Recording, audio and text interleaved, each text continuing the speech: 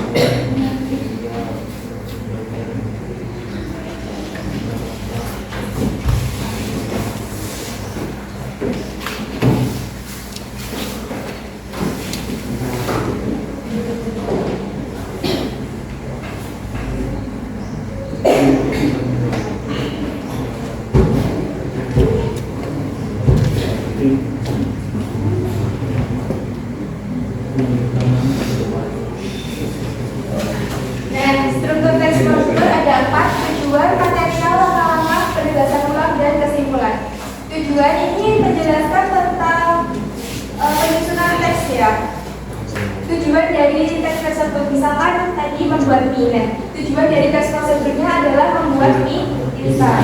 Lalu material ini adalah alat dan bahan yang digunakan dalam proses pembuatan mie. Nah, langkah-langkah adalah urutan atau prosedurnya dalam memasak mie instan. Yang keempat ada penegasan ulang atau kesimpulan. Ini sifatnya ini opsional ya, boleh digunakan boleh tidak. Jadi kalau misalkan teks prosedur tanpa penegasan ulang masih bisa, tapi harus ada tujuan, material, dan langkah-langkah. Jadi penegasan ulang ini sifatnya opsional, boleh ada boleh tidak di dalam teks prosedur.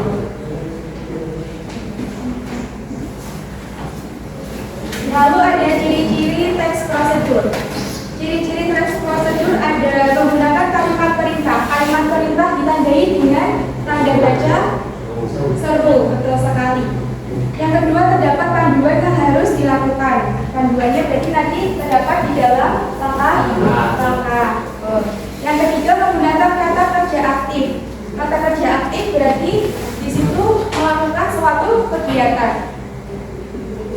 Yang keempat, menggunakan konjungsi atau kata hubung. Yang kelima, terdapat aturan dalam hal bahan atau kegiatan. Yang keenam, menggunakan kata keterangan untuk menyatakan rincian waktu, tempat, dan cara. Yang ketujuh, terdapat isi kegiatan yang dilakukan secara teori. Lalu ada kaidah kebahasaan teks prosedur. Untuk menyusun suatu teks prosedur diperlukan kaidah kebahasaan yang tepat agar sesuai dengan fungsinya. Ada lima unsur kaidah kebahasaan teks prosedur. Yang pertama adalah kalimat. Nah, kalimat ini dibagi lagi menjadi tiga. Ada kalimat imperatif, yaitu kalimat yang mengandung perintah. Seperti ciri-cirinya tadi, yaitu kalimat perintah ditandai oleh tanda seru. Yang kedua ada kalimat deklaratif. Kalimat deklaratif itu sifatnya memberikan informasi dan sering juga disebut sebagai kalimat pernyataan. Ditandai dengan tanda akhir di kalimat tanda titik. Tanda titik menyatakan sebuah pernyataan atau sebuah informasi. Yang ketiga ada kalimat interrogatif, yaitu digunakan untuk mencari informasi. Kalau kalimat interrogatif digunakan untuk mencari informasi berarti diakhiri dengan tanda betul, tanda tanya. Yang kedua ada konjungsi atau kata hubung. Dalam teks prosedur, konjungsi yang kita bahas di sini ada dua, konjungsi persyaratan dan konjungsi temporal. Konjungsi persyaratan itu kata hubung yang menyatakan syarat. Contohnya, jika, bila, andai, kalau, asalkan. Nah, yang kedua ada konjungsi temporal. Sifatnya kata hubung yang menandai urutan waktu. Contohnya ada lalu, kemudian, selanjutnya, sebelumnya, seperti itu. Yang ketiga ada numeralia. Dalam teks prosedur merupakan pilihan yang bisa digunakan selain menggunakan konjungsi. Numeralia merupakan kata bilangan yang digunakan mengumpulkan langkah-langkah dalam teks prosedur. Biasanya ada kalimat pertama, kedua, ketiga, itu kata ganti untuk menyatakan bilangan. Yang keempat ada pronomina atau kata ganti untuk membandingkan kata orang atau kata benda. Pronomina ada dua ya di sini untuk teks prosedur. Ada pronomina penunjuk dan pronomina personal. Kalau pronomina penunjuk itu menggantikan kata benda. Contohnya ini, itu, tersebut. Nah, seperti itu. Nah, kalau kata pronomina personal itu menggantikan kata orang. Pada pronomina personal bagi kata ganti untuk orang tunggal. Contohnya Anda, saya, kamu, gitu ya. Kalau untuk jamak bisa contohnya kita atau kalian. Yang kelima ada verba atau kata kerja. Dalam teks prosedur terbagi menjadi dua macam. Ada verba material dan verba tingkah laku. Kalau verba material, kata kerja berhubungan yang mengacu pada sebuah tindakan atau perbuatan yang dilakukan secara fisik. Contohnya ada mengupas, mengiris, memaku, memotong, dan lain-lain. Yang kedua ada verba tingkah laku, yaitu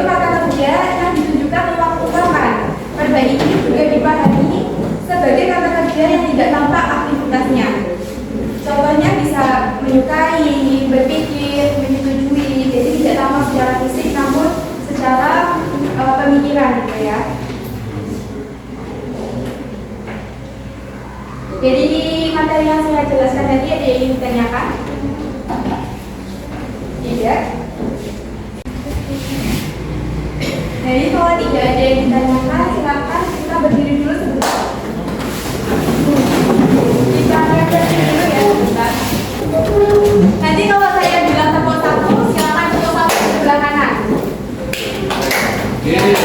Nanti kalau saya bilang tepuk dua, di sebelah kanan tepuk sebelah kiri satu. Satu, dua, bisa dibagi. Kalau tepuk tiga, nanti silakan seperti ini. Satu, dua, tiga. Kanan, kiri, atas. Kalau tidak tepuk empat, nanti kanan dua kali, kiri dua kali. Bisa dibagi. Kalau tepuk lima, dua kanan, dua kiri, sama satu atas. Bisa dipahami? Sampai kita mulai ya. Oke. Tepuk satu, tepuk satu, tepuk dua, tepuk dua, tepuk tiga dua kali, tepuk empat, tepuk empat, oke, tepuk lima dua kali, tepuk lima tiga kali,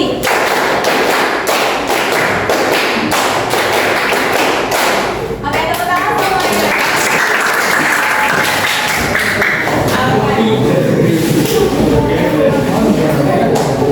Jadi tadi materi yang saya sampaikan adalah prosedur ya, ada struktur dan prosedur, yaitu tujuan material atau berdasarkan ulang.